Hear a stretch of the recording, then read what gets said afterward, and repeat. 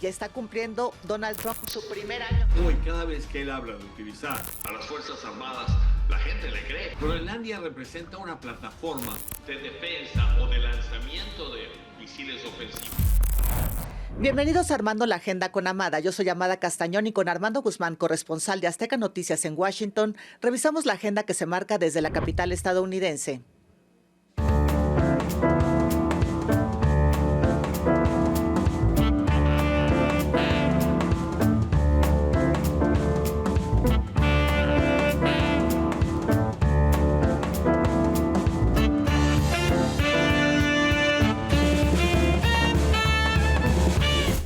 Hola Armando, un saludo hasta Washington en este enlace semanal que tenemos. Un saludo para ti en la Ciudad de México y te voy a decir qué días hemos pasado, qué semanas hemos pasado. Todo esto se debe a las acciones del presidente Donald Trump y nunca un solo hombre había puesto en jaque no solamente a otro país, al mundo entero con las acciones que ha tomado el presidente Donald Trump. Y llegamos y concluimos y coincidimos con este primer año de gobierno, Amada.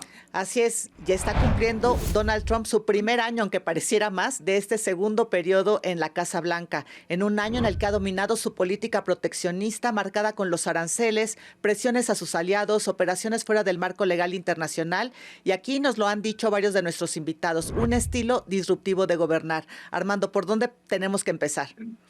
Yo creo que podemos empezar por el hecho de que este presidente fue votado por 75 millones de personas, 77 millones de personas. A Kamala Harris le tocaron 75. Esto quiere decir que este país ha estado dividido y él ha dividido aún más a Estados Unidos. Es una de las cuestiones que ha hecho con todo este tipo de órdenes ejecutivas. Más de 2.900 órdenes ejecutivas en este año. 290 órdenes ejecutivas este año. Y además, no solamente eso, sino que ha puesto en jaque a los socios y a los amigos más importantes. A México nos ha dado problemas y nos ha dado calambres. A los europeos les ha dado calambres. Y en el estado de Minnesota ha estado utilizando al gobierno federal y al Departamento de Justicia, que es parte del gobierno federal, como un arma, y ahora está investigando no solamente al gobernador del estado de Minnesota, sino también al alcalde de Minneapolis, porque se han opuesto a las operaciones que él ha llevado a cabo en contra de inmigrantes indocumentados. Todo esto ha hecho que la gente se indigne, no solamente en Minnesota, sino en todo el país. Pero ahora el presidente ha ido mucho más allá, utilizando, como te digo, al Departamento de Justicia, a la Fiscalía Federal de Estados Unidos, que se supone es independiente de la presidencia, para buscar todo esto. Y después se ha peleado con los aliados europeos. Así es, precisamente hoy está en Europa y está acompañado de una gran delegación en el Foro Económico de Davos, donde estaban desde luego el secretario de Estado Marco Rubio, el enviado especial Steve Witkoff y su yerno Jared Kushner. Y en su participación fue un discurso bastante largo, más de una hora. ¿Cómo lo viste, Armando? ¿Qué es lo que suavizó las intenciones con Groenlandia o al contrario las afianzó? Yo creo que todo el mundo está tomando en serio a este presidente después de lo que hizo con las armas, bombardeando a Irán y después secuestrando o capturando a Maduro en Venezuela. Entonces hoy, cada vez que él habla de utilizar a las Fuerzas Armadas, la gente le cree. Y esto es un avance importante. Cuando él hablaba de que tomaría Groenlandia por las buenas o por las malas, todos los europeos interpretaron lo mismo. Y entonces en este foro económico en Davos, en Suiza, pues todo el mundo esperaba ver y quería saber qué es lo que él iba a buscar y cómo iba a buscar este tipo de arreglo con la gente en Davos. Pero el presidente terminó diciendo que lo que quería era tomar una oportunidad para decirles a los europeos: si ustedes nos dan a Davos, entonces estaremos muy agradecidos. Si no nos lo dan, no lo vamos a olvidar nunca. Pero quitó la opción militar y dijo: no, no voy a usar la opción militar, esto es algo que no usaría en este caso. Pero de todas maneras, lo que te tienes que preguntar es cómo esto ha dividido a los europeos de Estados Unidos y de Canadá, que fueron sus grandes aliados, y cómo ven esto en Rusia, porque esta alianza que hubo en Europa, no solamente en Davos en cuestiones económicas, sino en la cuestión militar de la OTAN, fue hecha realmente para contener a los rusos y a los soviéticos. En este caso, lo que ellos han hecho es dividirnos más. Y entonces te tienes que preguntar si Putin estará muerto de risa. Así es, Armando. Y también habíamos comentado antes que las bases militares que tenía Estados Unidos y que se fueron reduciendo a lo largo del tiempo, pero entonces, ¿cómo estaba antes que llegara a este término en donde estamos ahora? Pero antes Estados Unidos tenía mayor presencia ahí en Groenlandia.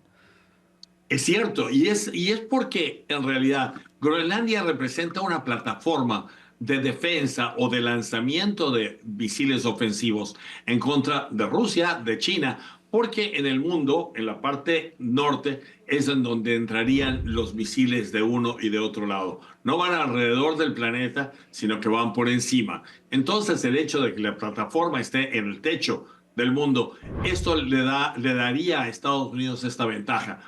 Tuvieron muchas veces estas bases, pero es hasta ahora que regresa otra vez el presidente Trump pidiendo que estas bases se restablezcan, pero que sea ahora bajo la protección, bajo el que Estados Unidos sea dueño de toda la tierra. Y ese es el problema. No solamente tener una renta de un espacio, sino que él quiere tomar todo. Por un lado. Y por el otro, lo que ocurre también con todo esto es que al dividir a los europeos acerca de lo que podría ocurrir, lo único que está haciendo Estados Unidos es seguir solo. Y esto, te digo, a los rusos los debe matar de risa y de felicidad.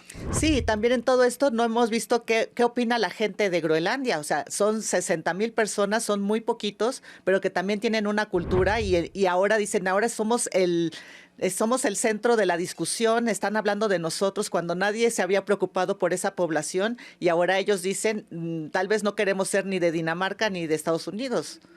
En México tuvimos un fin de semana muy difícil y ahorita vamos a hablar de por qué. Pero lo mismo le ocurrió a la gente de Groenlandia, porque el gobierno de Groenlandia les dio información y les dijo que había riesgos de una invasión militar y que deberían estar listos para entender y para ver lo que iba a ocurrir alrededor de ellos. Entonces, obviamente, cuando hablas de tan poquitas personas, en lugares tan espaciados, en lugares con tan poca defensa, en un lugar en que nadie había pensado que algún día podría ser invadido por alguien más, menos por los Estados Unidos, pues entonces imagínate el tipo de preocupación que causó y de malestar que causó entre la población. Y eso mismo nos hizo en México también, ¿eh?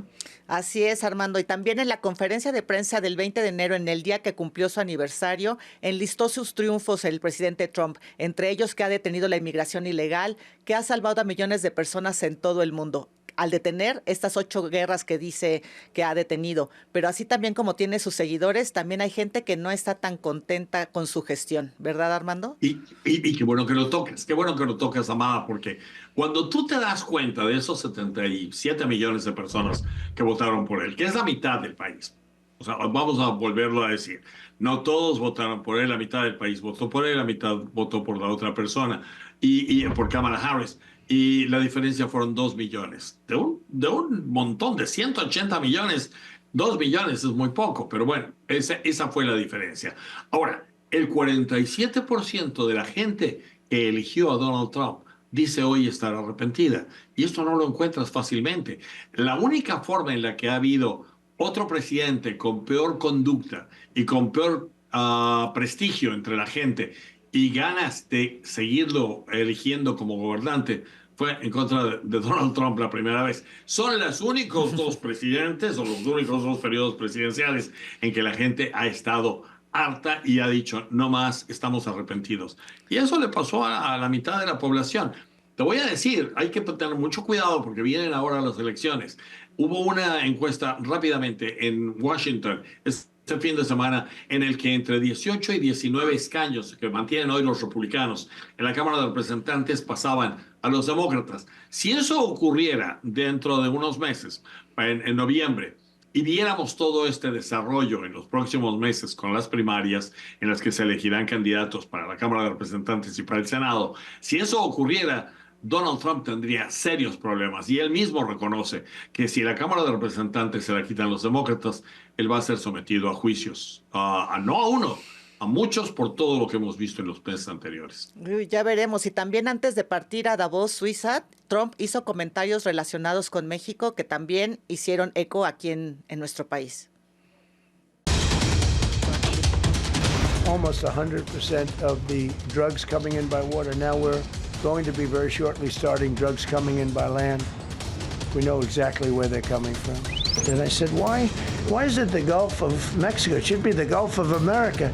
I was going to call it the Gulf of Trump, but I thought that I would be killed if I did that. I wanted to do it. I wanted to. My people worked so hard. Sir, I don't think it'll look too good. Armando, estos mensajes de Donald Trump hacia México, sobre todo en relación a la lucha contra el narcotráfico, ya han sido muy frecuentes las últimas semanas. ¿Qué dicen allá? ¿Qué puede hacer Trump bajo el argumento de seguridad nacional? ¿Tomar acciones de manera unilateral? ¿Crees que sea posible? Hay mucha gente que cree en Washington que esto es posible. Hay una cuestión muy importante y nosotros lo hemos hecho ver en los programas anteriores. México no es Venezuela, entonces no podemos tener el mismo tratamiento. Pero en el caso de Venezuela se trataba del jefe de un cartel que estaba siendo jefe del gobierno. En el caso de México no estamos diciendo que eso sea en absoluto.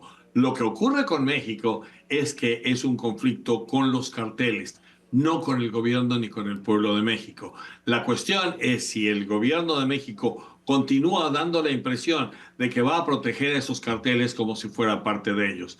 Ese es el problema principal y de eso se habla en Washington. Entonces, cuando el presidente habla de que él sabe de dónde viene la droga por mar y que ahora que él sabe que viene por tierra también la va a detener y la va a detener con los militares, entonces eso hace que mucha gente se preocupe y empiece a pensar en que lo peor podría ocurrir, que sería una invasión a México o participaciones militares en México. Esto le molestaría a mucha gente en los Estados Unidos y esto no se vería igual que lo que ocurrió con Irán o con Venezuela, por un lado, pero por el otro también es muy importante. A todo esto el presidente ha tergiversado la situación y ahora la frontera con México se ha convertido en el punto neurálgico, en el punto más de mayor peligro para la seguridad nacional de los Estados Unidos. Imagínate tú que es la vecindad de dos países que son socios, que han sido vecinos, que serán vecinos por toda la eternidad y que han sido amigos y que ahora precisamente la línea entre los dos se convierta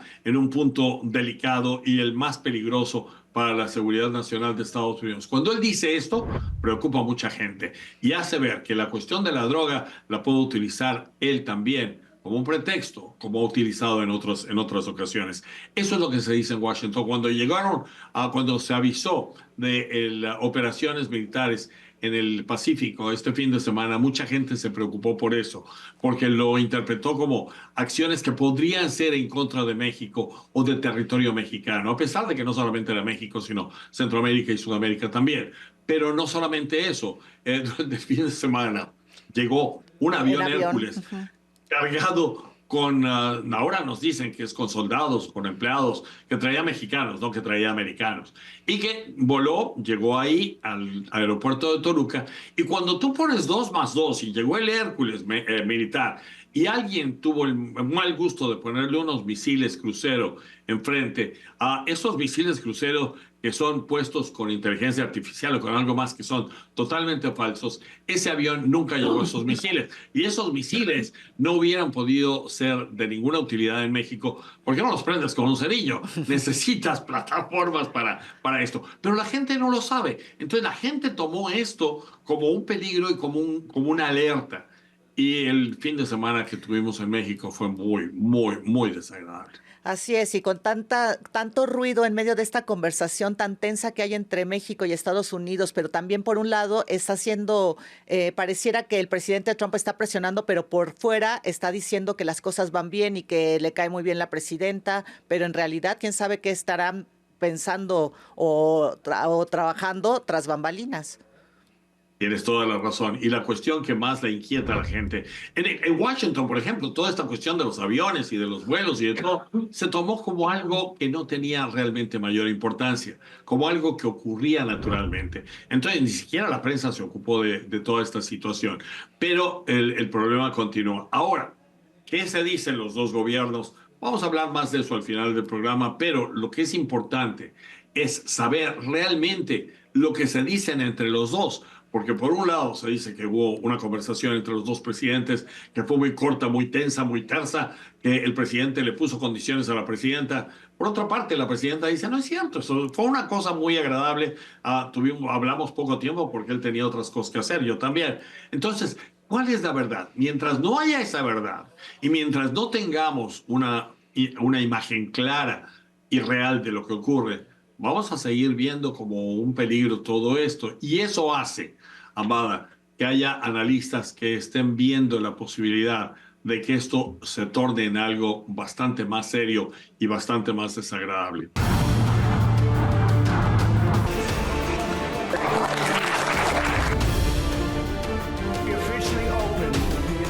Armando, este primer año de Donald Trump nos ha dejado una agenda llena de temas que aún tendremos que esperar para saber cuál es su destino final, como lo es Venezuela, Gaza, Ucrania y ahora Groenlandia. ¿Cuál crees que será el tema que predomine para la agenda de la próxima semana?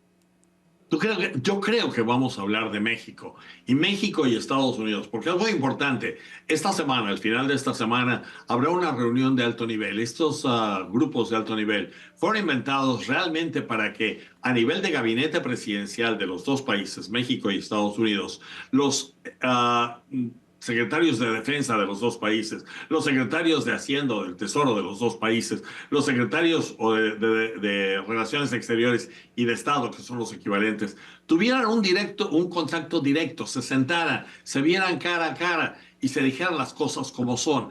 Quisiéramos saber qué es lo que se dicen realmente, porque lo que nos dicen al final es que todo fue muy bien, que hubo muchas sonrisas, nos dan fotografías en las que todo el mundo se sonríe. La verdad de las cosas es que esto está ocurriendo. Sin embargo, lo bueno son dos cuestiones que tenemos que ver y las analizaremos la semana próxima con más profundidad.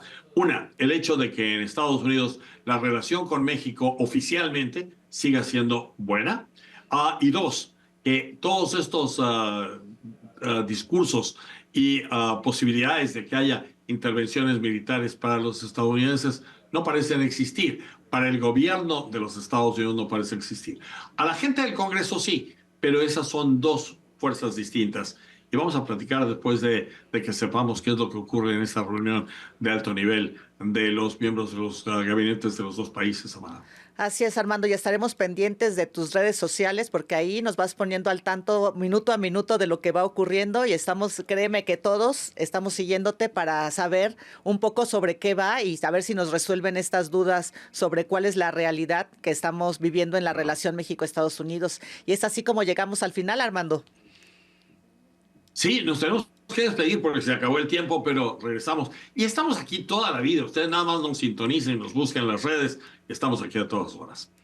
Así es, amigos. Gracias por quedarse hasta el final y por seguirnos en este enlace semanal que tenemos con Washington. Y no olviden activar las notificaciones para que sepan cuándo está listo el próximo episodio. Bye, Armando. Nos vemos la próxima. Hasta luego. Bye bye. Hasta luego.